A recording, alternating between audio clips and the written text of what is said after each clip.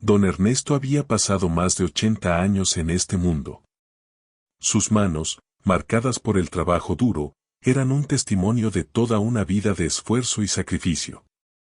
Sus recuerdos se deslizaban como fotografías antiguas, la risa de su esposa fallecida, el primer día de escuela de su hija Claudia, los domingos en el parque, los abrazos cálidos que alguna vez llenaron su hogar. Pero ahora, todo eso parecía desvanecerse. Claudia, la única hija que había tenido, lo había rechazado.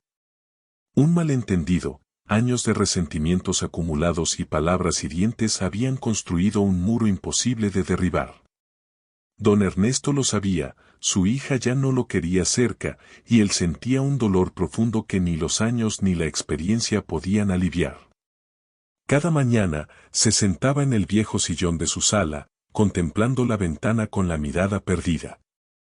El sol iluminaba los muebles polvorientos, pero no podía disipar la sombra que sentía en su corazón.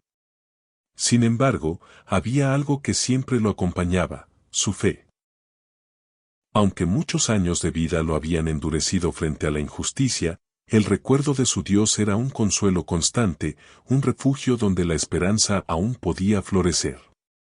Todo comenzó con una llamada que cambió su vida. Claudia, con voz fría, le dijo que no quería verlo más. Argumentos triviales se convirtieron en reproches profundos, y palabras de cariño se transformaron en silencios que dolían más que cualquier grito. Don Ernesto sintió que el mundo se le desmoronaba. Su hija, que alguna vez había corrido a sus brazos al llegar del colegio, ahora le cerraba la puerta con desprecio. Cada intento de acercamiento era recibido con indiferencia o ira. Los vecinos lo miraban con lástima, pero eso no le servía de consuelo. Cada noche, al recostarse en su cama, sentía un vacío que ningún objeto material podía llenar. Sin embargo, fue en ese mismo silencio que comenzó a escuchar otra voz, una que lo llamaba desde lo profundo de su fe. Desesperado por encontrar paz, don Ernesto comenzó a acudir a la iglesia local.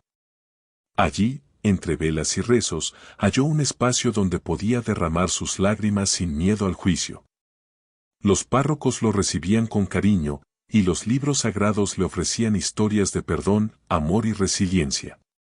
Comprendió que la dignidad no estaba en ser aceptado por todos, ni siquiera por su propia hija, sino en vivir con rectitud y amor, incluso cuando el mundo parecía darle la espalda. Cada lectura, cada oración, cada canto se convirtió en un hilo que tejía nuevamente su corazón roto.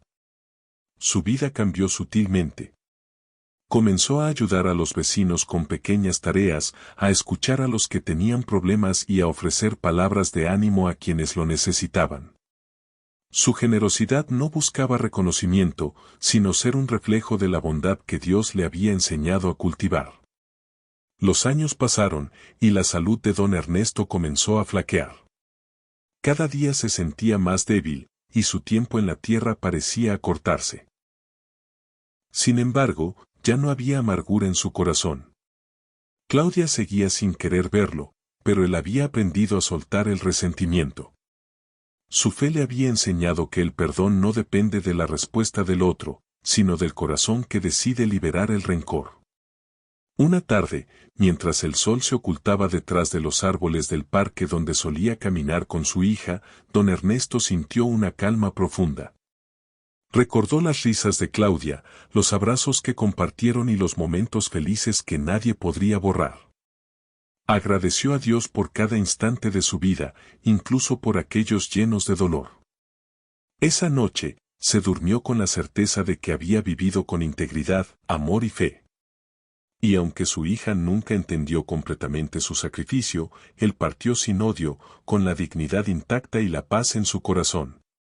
Don Ernesto dejó este mundo rodeado de silencio y respeto. Su hija Claudia, tiempo después, encontró entre sus pertenencias cartas y diarios donde él hablaba de su amor incondicional y de su perdón eterno. Aunque ya era tarde para reconciliarse, las palabras de su padre tocaron su alma y cambiaron la manera en que veía la vida y el valor del perdón. El anciano que fue rechazado por la carne encontró en la fe la verdadera dignidad. Su historia se convirtió en ejemplo de que incluso frente al rechazo más doloroso, la paz y el amor pueden prevalecer si uno decide no cargar con el rencor.